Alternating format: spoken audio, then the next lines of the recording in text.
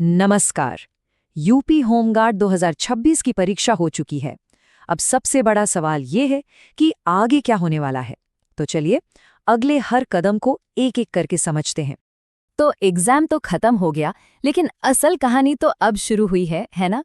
लाखों उम्मीदवारों के लिए अब इंतजार का दौर शुरू हो चुका है।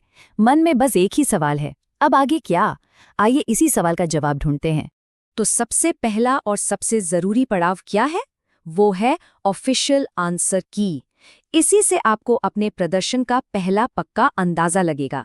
अच्छा, तो ये आंसर की है क्या चीज़? देखिए, ये एक ऑफिशियल डॉक्यूमेंट होता है। इससे दो काम होते हैं।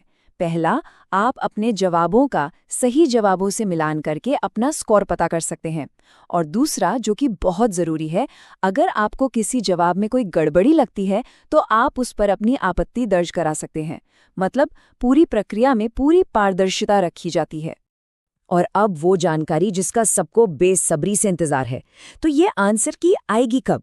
देखिए, जो खबरें आ रही हैं उनके मुताबिक यूपी होमगार्ड 2026 परीक्षा की आंसर की अगले ही हफ्ते जारी हो सकती है। तो बस तैयार रहिए। चलिए, अब आते हैं उस सवाल पर जो इस वक्त हर किसी के दिमाग में घूम रहा है कि सिलेक्शन के लिए कितने नंबर चाहिए, क्योंकि यही वो नंबर है जो तय करेगा कि कौन अगले दौर में जाएगा और कौन नहीं। तो इस बार कट ऑफ कितनी जा सकती है? देखिए, जिस तरह का पेपर था और जैसा उम्मीदवारों का फीडबैक आया है, उससे देखकर लगता है कि इस बार के आंकड़े काफी चौंकाने वाले हो सकते हैं।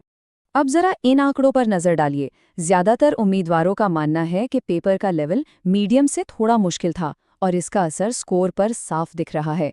एक बहुत बड़ी संख्या में उम्मीदवार 40 से 50 सही सवालों की रेंज में हैं। 55 से ज्यादा सवाल सही करने वाले कुछ ही लोग हैं और 60 प्लस का आंकड़ा तो बहुत ही कम लोग छुपाए हैं। इसका सीधा सा मतलब ये है कि इस बार कट ऑफ पिछले साल से कम रहने की पूरी संभावना है। तो इस हिसाब से अंदाजा क्या कहता है?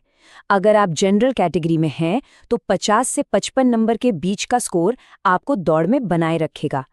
ओबीसी के लिए ये आंकड़ा 45 से 50 है, एससी के लिए 40 से 45 और एसटी कैटेगरी के लिए 35 से 40 नंबर एक सेफ स्कोर माना जा सकता है।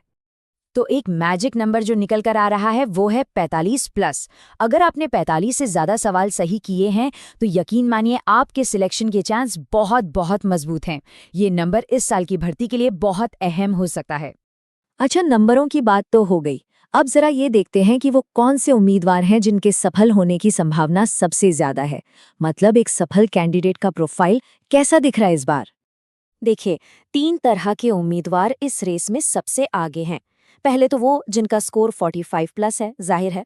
दूसरे वो जिन्होंने तुक्केबाजी कम की और नेगेटिव मार्किंग से खुद को बचाया। और तीसरे, जो कि बहुत जरूरी है, वो लोग जो अभी से अगले चरण यानी फिजिकल टेस्ट के लिए शारीरिक रूप से पूरी तरह तैयार हैं।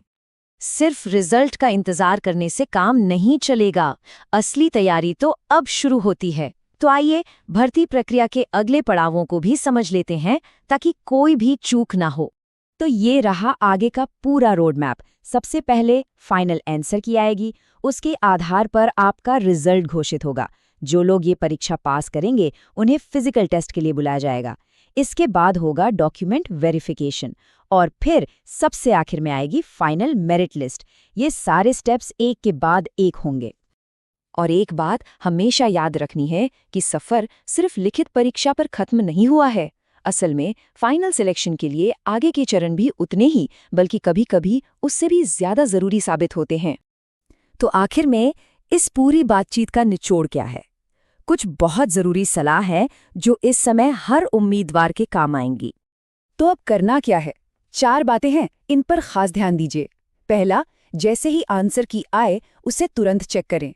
दूसरा, अपने स्कोर का ईमानदारी से आकलन करें। तीसरा, अगर स्कोर अच्छा बन रहा है तो एक दिन भी बर्बाद किए बिना फिजिकल टेस्ट की तैयारी शुरू कर दें। और चौथा, किसी भी अफवाह पर ध्यान ना दें, सिर्फ और सिर्फ ऑफिशियल वेबसाइट पर ही नजर बनाए रखें। तो अब सबसे बड़ा सवाल ये नहीं है कि कट ऑफ क्या जाएगी, असली सवाल ये है कि अगले चरण के लिए आपकी तैयारी कैसी है, क्योंकि मौका उसी को मिलेगा जिसकी तैयारी पक्की होगी। सभी को बहुत बहुत शुभकामनाएं।